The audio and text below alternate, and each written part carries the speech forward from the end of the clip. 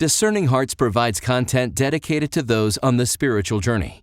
To continue production of these videos, prayers, and more, go to discerninghearts.com and click the donate link found there or inside the free Discerning Hearts app to make your donation. Thanks, and God bless. DiscerningHearts.com presents Atonement, Soundings in Biblical, Trinitarian, and Spiritual Theology with Dr. Margaret Turek. Dr. Turek is a professor of theology and chair of dogmatic theology at St. Patrick's Seminary and University.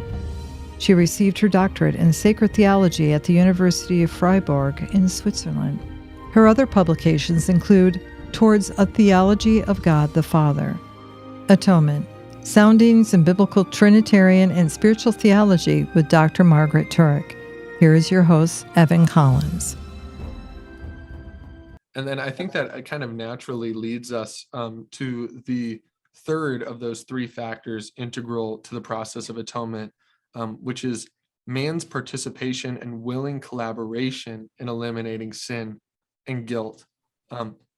Now, because we were talking about the context of reciprocal love and all, we've been talking about the Old Testament notion of sin. You give really helpfully in the text the complex dimensionality of sin. I mean, I think we don't want to have a strictly legal view of sin. I think that kind of eliminates the lived experience of sin that we've experienced. So I'm going to say, just for the sake of brevity, I'm going to say the kind of three things so that we can immediately dive into how atonement converts these afterwards. So the three dimensions of sin that you kind of give is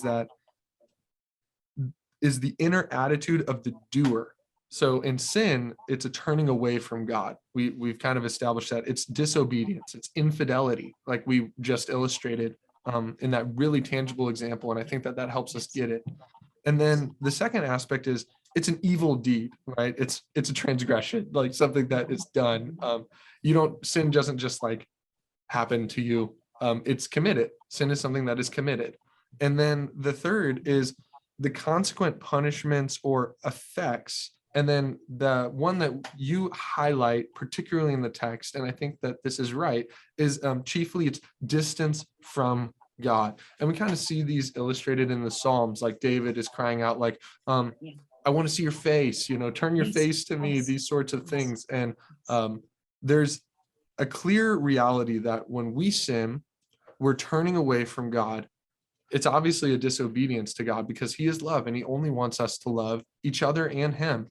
And we're committing an act of infidelity in the communion that all of reality is supposed to orient us towards. And we've done it. So that's a deed that we've accomplished. And the effect of that, because of what we just said with these other dimensions, is that we have a distance from God.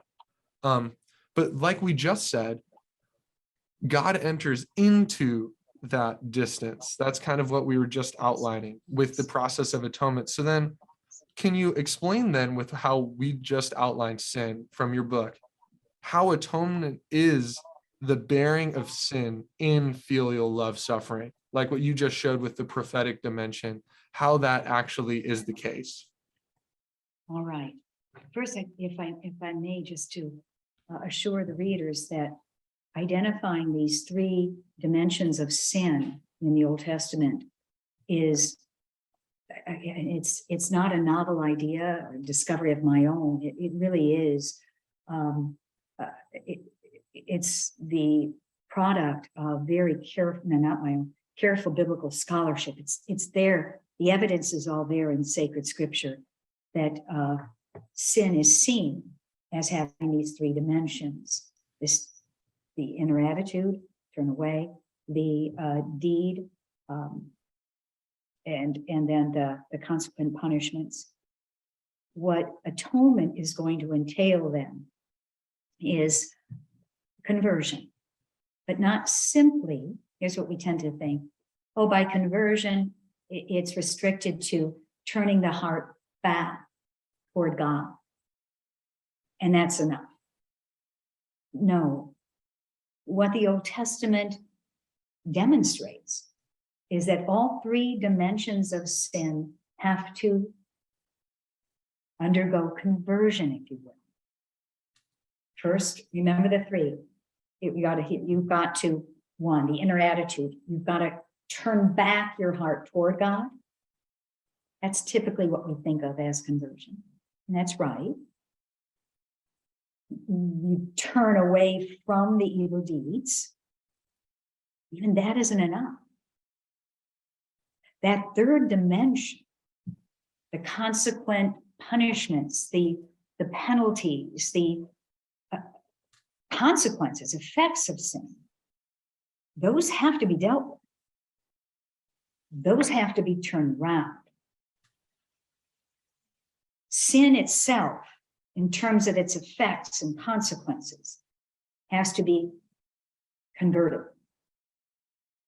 And according to this biblical theology of atonement, what the sinner has to do is, okay, once by the grace of God, God first, all right, will turn the sinner's heart back to him by God's initiative of love. There's a grace-induced conversion, repentance, by virtue of which the repentant person will no longer sin actively. Okay, so now we've got the two first dimensions of sin dealt with, right? The heart's turned back to God, the transgressions, the evil deeds have ceased. But now, what to do with the effects and consequences of sin? Those are there.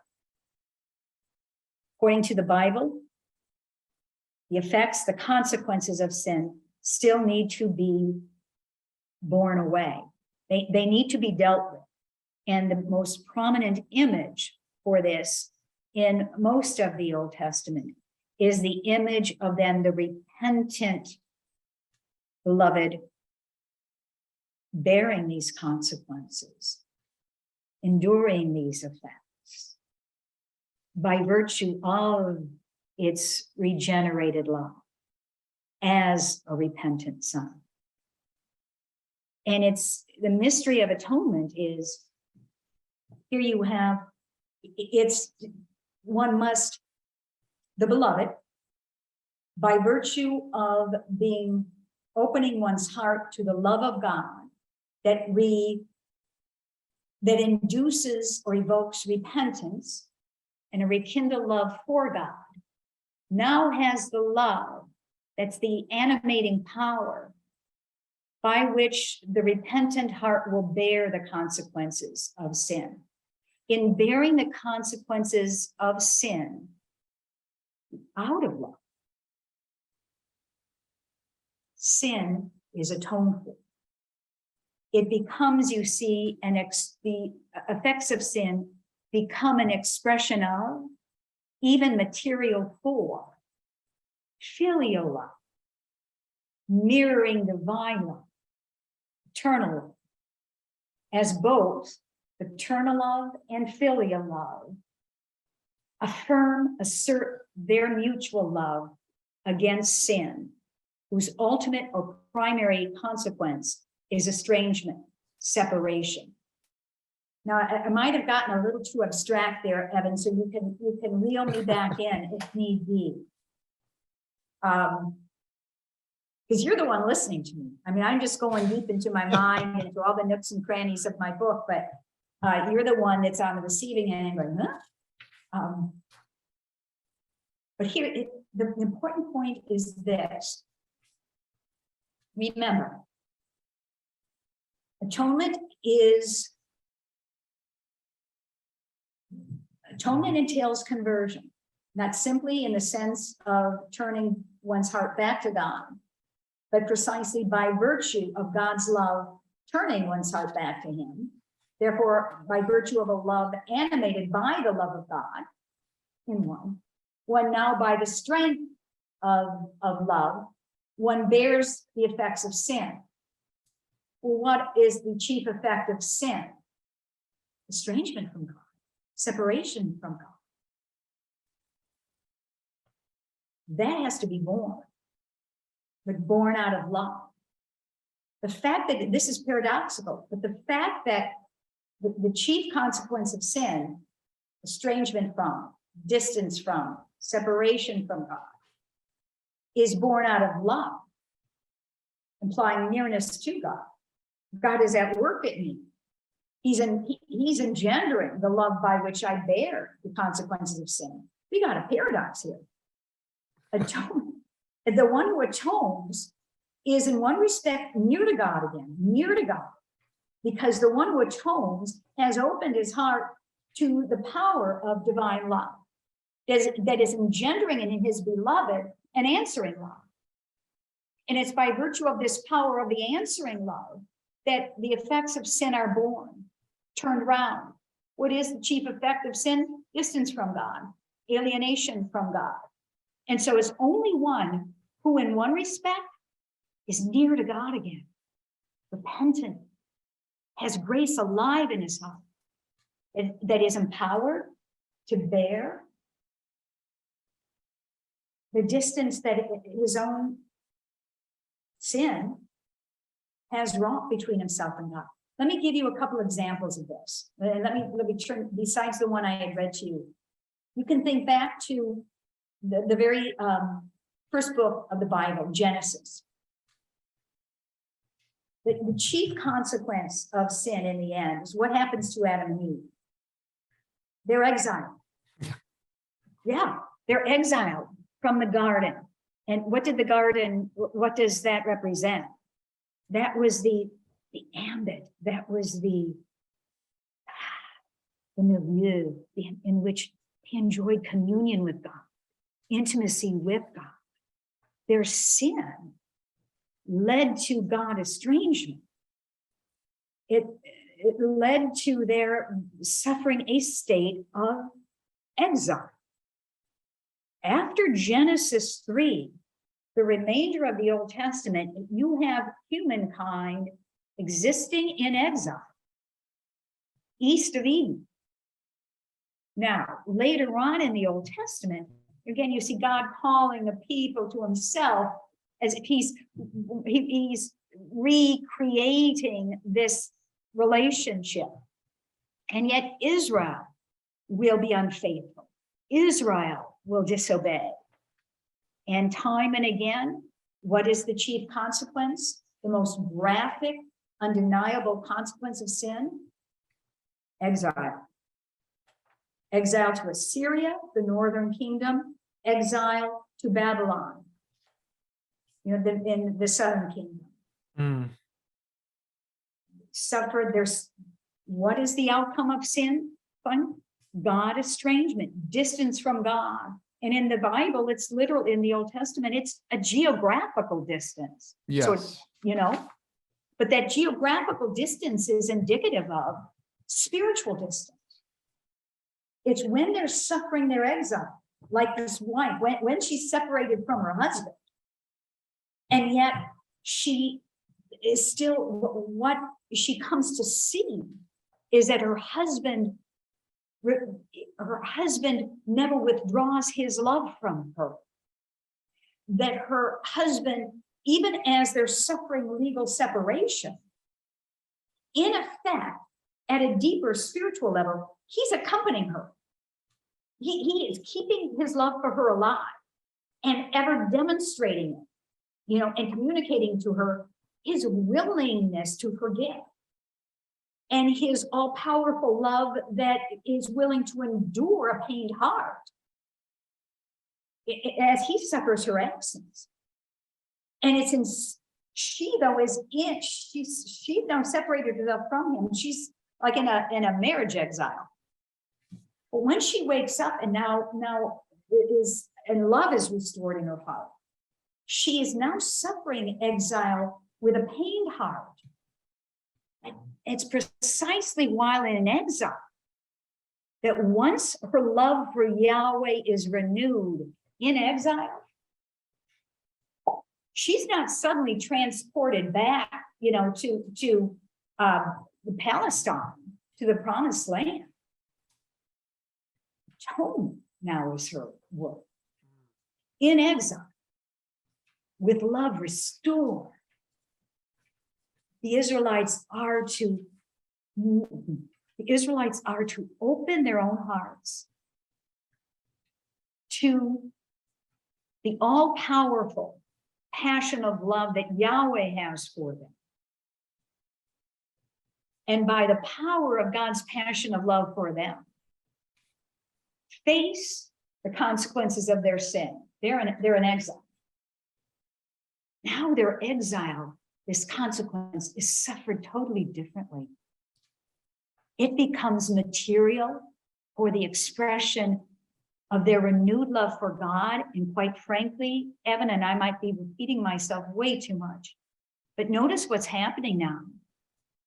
As they stand there willingly, letting God's passion of love for them father them, reshape them into his image, willingly to endure sin as separation without revoking love, they're being rehabilitated as the living image of God under this sin-ruptured, sin-marred situation. You're shaking your head now. You see what God is after. This is no mere vengeance. Mm-hmm. What he aims to do is bring them to the fulfillment of their vocation. What's their vocation? To be the living image of God in this sin-marred world. Who is this God? It's a God who's of an all-powerful passion of love and in the face of sin.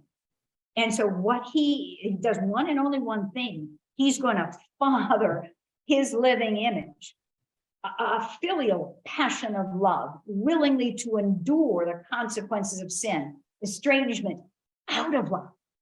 But because that the beloved filial love can love only by the power, and so the connection, the nearness of paternal love, generative love, the atoner, due to God's, at one level, due to God's nearness, engendering, showing his passion of love and communicating his passion of love to and in his beloved, is asking his beloved, okay, now I'm near to you in this respect, but it's to enable you to mirror me in this sin-marred world and answer my passion of love with your passion of love.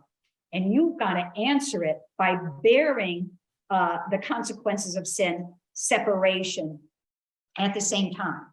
God is near as the animator and sustainer of the love, whereby the atoner at another level, due to this love, must suffer in another respect, the absence of God. So you've got saints in Assyria, repentant people who are alive with the love of God again, but now are suffering their exile with the most profound heartache. And in doing so, they're actually not becoming like the prophet Hosea. They in their turn are becoming sort of embodiments, living images of the all-powerful, passionate lover, Yahweh, in the face of sin. Evan, are you still with me? Did I make sense? Well, you definitely made sense. I'm going to put a little bit of a bow on it just to pull some insights out of there. It's very rich. And this is exactly what we mean when we talk about God's wrath as love in the mode of self-concealment. That's what God's wrath is. So this is not a retconning of anything that you see in the Bible. That God really does have wrath. He really does.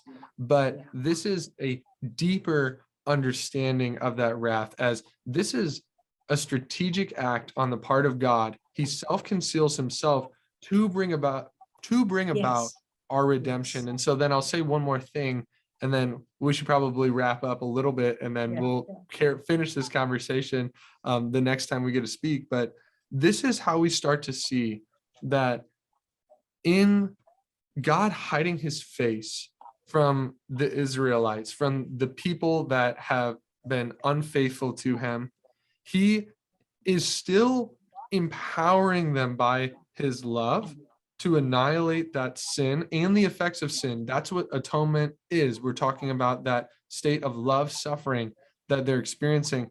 But he's still in this very act, even though his wrath is still present as self-concealment, he also is the initial forgiver of the beloved as well.